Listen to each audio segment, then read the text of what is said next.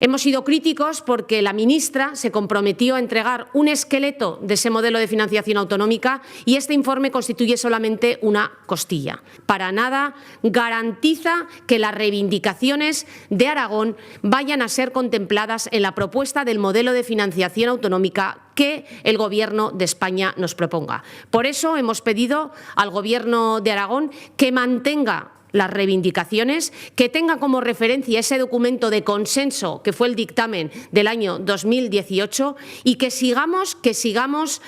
planteando que el coste de los servicios es uno de los criterios, es una de las variables que tienen que servir para calcular las necesidades de coste de una comunidad autónoma. Valoramos positivamente que el Gobierno de Aragón se haya avenido a la propuesta del Partido Popular, en la que además de contar para ese consenso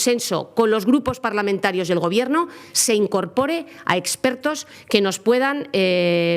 ayudar y que puedan reforzar la propuesta que salga desde Aragón en este debate de financiación autonómica. Es una propuesta que hizo el presidente del Partido Popular y que sobre todo creo que es necesario para defender los intereses de todos los aragoneses, en el que los grupos parlamentarios y el propio Gobierno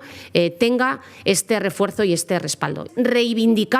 el trasladar a Madrid que se sigan teniendo en cuenta las variables de nuestro Estatuto de Autonomía, la dispersión, la densidad, los desequilibrios territoriales, el envejecimiento, el esfuerzo fiscal. En definitiva, que se siga tratando con lealtad y solidaridad las necesidades de las diferentes comunidades autónomas y, sobre todo, también algunas carencias de ese documento inicial, como era la orografía, como era el peso de la despoblación.